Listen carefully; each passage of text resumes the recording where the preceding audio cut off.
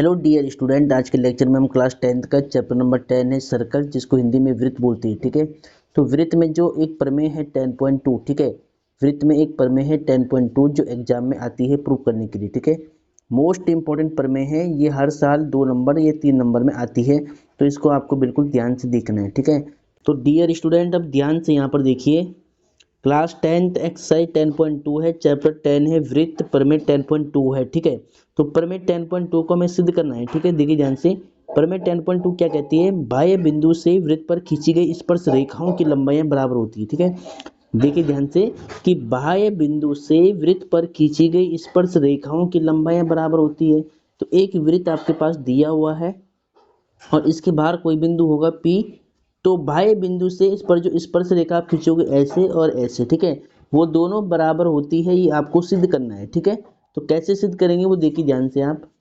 तो dear student अब हम इसको सिद्ध करते हैं। स्टेटमेंट आपने पढ़ लिया होगा कि बाह्य बिंदु से वृत्त पर खींची गई स्पर्श रेखाओं की लंबाइयां बराबर होती है।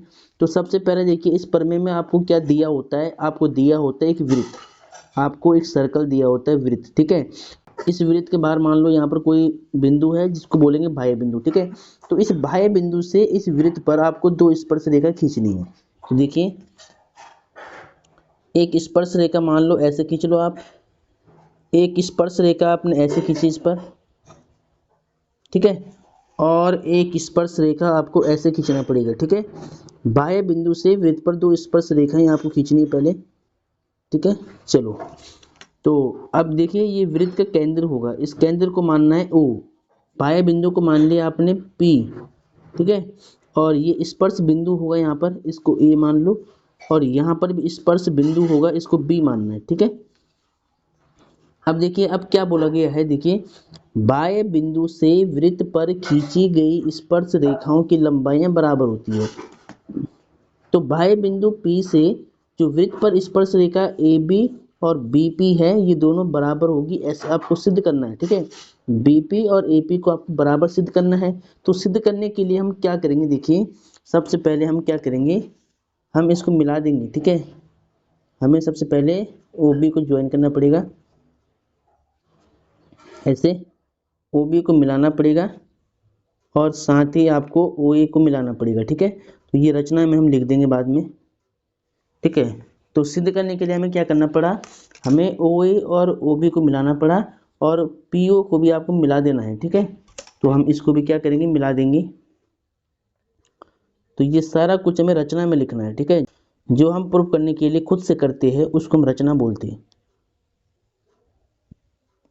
ठीक है, तो यहाँ पर मैं इसको थोड़ा सा मिला देता हूँ। ठीक है, अब डियर स्टूडेंट यहाँ पर आपको ध्यान देना है। ठीक है, तो सबसे पहले इस सर्कल में क्या दिया हुआ था, एक सर्कल था जिसका केंद्र आपने O माना है, और AB और AP और BP दो स्पर्श रेखाएं थी।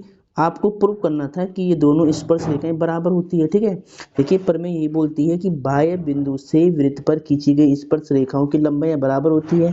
तो स्पर्श रेखा AP है, BP है, इन दोनों की लंबाई बराबर सिद्ध करेंगे। ठीक है, तो सबसे पहले आप यहाँ पे लिखेंगे।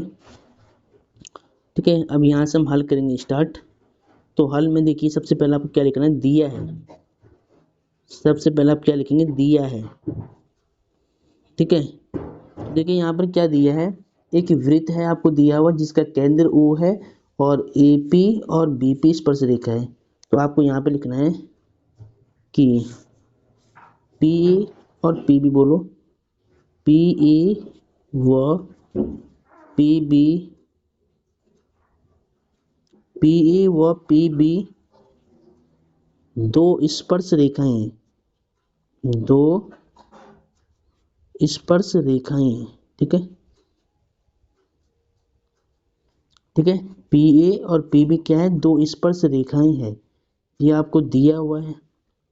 ठीक है, आपको सिद्ध करना है। ठीक है, यहाँ पे लिखना है सिद्ध करना है,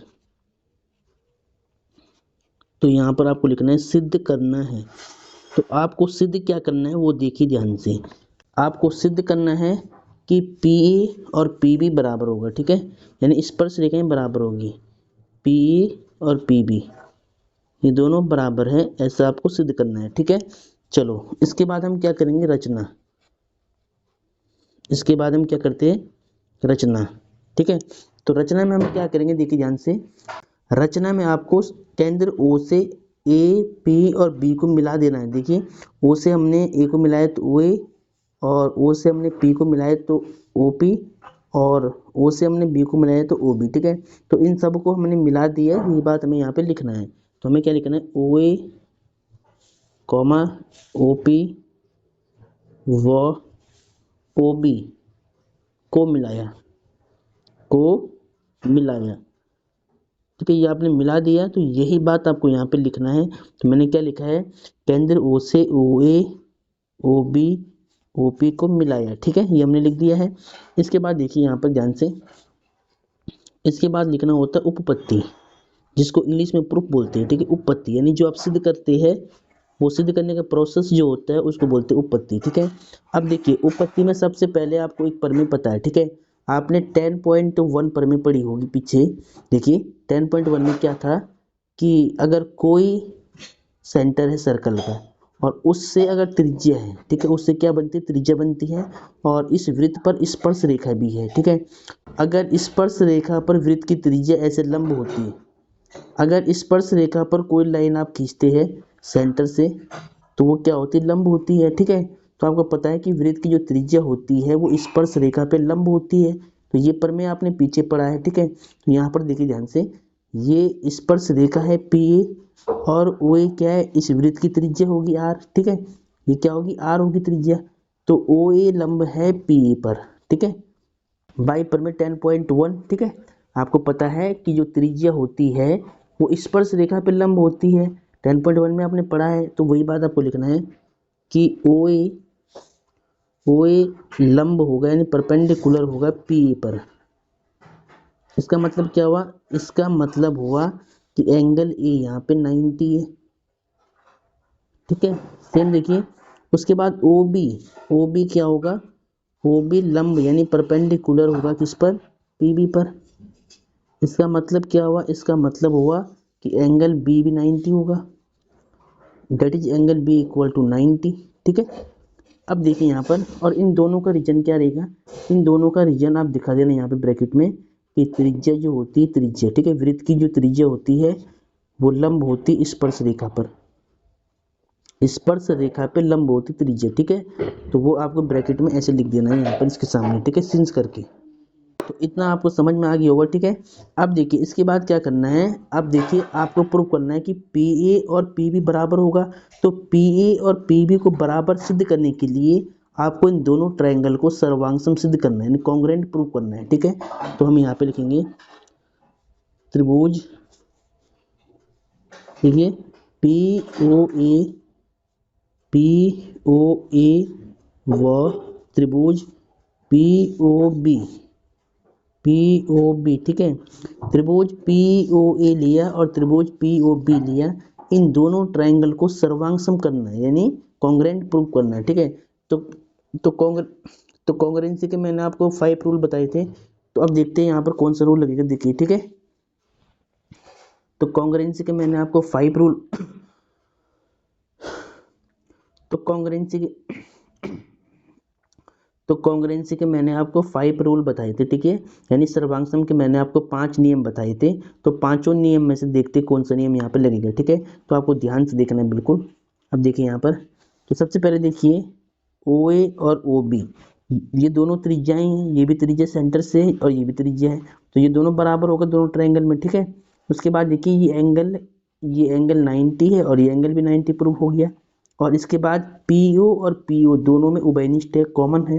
तो देखिए सबसे पहले आपको राइट एंगल लेना है, फिर इसके सामने वाला हाइपोटेन्यूस यानी कर्ण लेना है, और उसके बाद एक साइड लेना है। तो right angle hypotenuse side rule से क्या होगा, दोनों ट्रायंगल कॉन्ग्रुएंट हो जाएंगे, सर्वांगसम हो जाएंगे। ठीक है, तो मैं यहाँ पे लिखूंगा सबसे पहले पी ओ ए का एंगल ए और पी ओ बी में एंगल बी, दोनों क्या 90 है, प्रत्येक 90 का है, क्या है, प्रत्येक 90 डिग्री का है, ईच 90। ठीक है, इसके बाद देखिए, इसके बाद आपको यहाँ पे देखना है कि ये दोनों तो 90 हो गया है। ठीक है, अब देखिए यहाँ पर 90 के सामने वाली साइड क्या है, पी यू, जिसको हम कर्ण बोलते हैं और इंग्लिश में हाइपोटेनियस। तो पी तो पी ओ इक्वल होगा पी यू, दोनों ट्राइंगल में पी ओ आता है, ठीक है। तो P O equal to P O, इसको बोलेंगे उभयनिष्ठ, ठीक है। इसको क्या बोलेंगे, उभयनिष्ठ यानी कॉमन, इंग्लिश में क्या बोलते हैं, कॉमन। तो ये दोनों उभयनिष्ठ है, ठीक है। ये दोनों में क्या उभयनिष्ठ है। इसके बाद देखिए ओ ए और ओ बी, ये एक ही वृत्त की त्रिज्याएं बराबर होगी। तो ओ ए इक्वल होगा ओ बी के, यहाँ पर रीजन लिखना है एक ही वृत्त की त्रिज्याएं, एक ही वृत्त की त्रिज्याएं, तो एक ही वृत्त की त्रिज्याएं बराबर होती है, ये बात आपको पता है, ठीक है। एक ही वृत्त में जितनी भी त्रिज्या होगी सब बराबर होगी। तो ये इसके बराबर, ये कॉमन था और ये 90 था। तो right angle hypotenuse side rule लग गया इसमें, ठीक है। तो आपको बोलना देयरफॉर ये राइट एंगल था, ये हाइपोटेनियस था कर्ण, 90 के सामने वाला दोनों में आ रहा है, ठीक है। और ये त्रिज्याएं हैं यानी ये साइड है। तो right angle hypotenuse side rule, ठीक है। तो देयरफॉर ट्राइंगल पी ओ ए सर्वांगसम हो जाएगा ट्राइंगल पी बी ओ, ठीक है। किस रूल से हुआ, by right angle hypotenuse side rule. कौन सा, right angle hypotenuse side rule. तो इस रूल से क्या हुआ, ये दोनों ट्राइंगल कॉन्ग्रेंट होगी यानी सर्वांगसम होगी। जब ये दोनों सर्वांगसम होगी तो बाय सीपीसीटी, ठीक है। तो बाय सीपीसीटी आप क्या बोलेंगे कि इस त्रिभुज का पी ए और इसका पी बी बराबर होगा, कॉरेस्पॉन्डिंग पार्ट इनके इक्वल होंगे, ठीक है। तो आपको लिखना है P A equal to P B, ठीक है। और यहाँ पे रीजन क्या रखना है, C P C T. C P C T की फुल फॉर्म क्या होती है, corresponding part of congruent triangle. जब दो ट्राइंगल कॉन्ग्रेंट होते हैं तो उनके कॉरेस्पॉन्डिंग पार्ट इक्वल होती है, ठीक है। यानी जितने भी एंगल है साइड है वो इक्वल होंगी, ठीक है। तो यही आपको प्रूव करना था। अब आपको यहाँ पे लिखना है हेंस प्रूव्ड, यहाँ पे क्या लिखना है, हेंस प्रूव्ड। अब ये थ्योरम आपको याद रखना, ठीक है। आगे जो क्वेश्चन आएंगे वो इसी पर सॉल्व होंगे, ठीक है। तो इस बात का आपको ध्यान रखना है। तो देखिए यहाँ पर प्रमेय क्या बोलती थी कि बाह्य बिंदु से वृत्त पर खींची गई स्पर्श रेखाओं की लंबाइयां बराबर होती है। तो अगर वृत्त के बाहर कोई बिंदु है और इस बिंदु से वृत्त पर दो अगर स्पर्श रेखा आप खींचते हैं ऐसे, तो वो दोनों ही बराबर होती है, ठीक है। अब बराबर कैसे होता है वो मैंने यहाँ पर आपको समझा लिया पूरा प्रूफ इसका, ठीक है। तो मोस्ट इंपॉर्टेंट प्रमेय है, 2 नंबर में हर साल आती है, ठीक है। तो इसको आपको सही से नोट करना है और इसको सॉल्व करना, बार बार रिपीट करना है। एग्जाम में आपको ऐसे ही लिख के आना है, ये मैंने बिल्कुल सीक्वेंस में बताया है, ठीक है।